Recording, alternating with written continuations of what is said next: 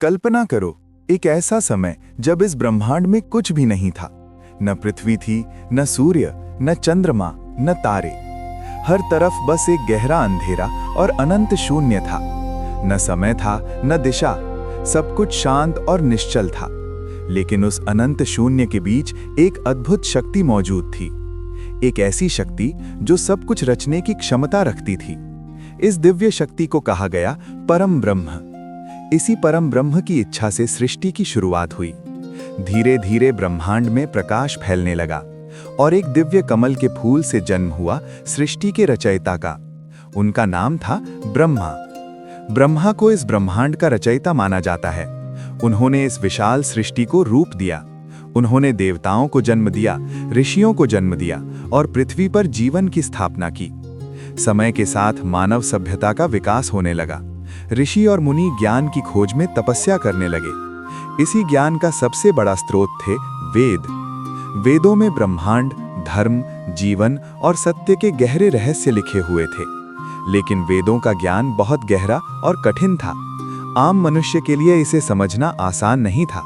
तब पृथ्वी पर जन्म हुआ एक महान ऋषि का, एक ऐसे ऋषि जिनके पास असीम ज्ञान था। उनका नाम था महर्षि वेदव्यास। वेदव्यास ज्ञान के सागर थे। उन्होंने वेदों का गहरा अध्ययन किया और ब्रह्मांड के अनेक रहस्यों को समझा। लेकिन वेदव्यास जानते थे कि समय बदलने वाला है। आने वाला युग होगा कलियुग, और कलियुग में मनुष्य की स्मरण शक्ति धीरे धीरे कम हो जाएगी। लोग इतना गहरा ज्ञान याद नहीं रख पाएंगे। इसलिए वेदव्यास ने एक महान निर्णय लिया। उन्होंने सोचा कि ज्ञान को कहानियों के रूप में लिखना चाहिए। ऐसी कहानियां जो हर व्यक्ति समझ सके। ऐसी कथाएं जिनमें सृष्टि के रहस्य छिपे हों। ऐसी कहानियां जो धर्म और जीवन का मार्ग दिखाएं। और इसी तरह जन्म हुआ पुराणों का। पुराण सिर्फ कहानियां नहीं हैं, ये हैं सृष्टि का इतिहास, देवताओं की लीला, ऋषियों का ज्ञान और मानव जीवन के सत्य का दर्शन।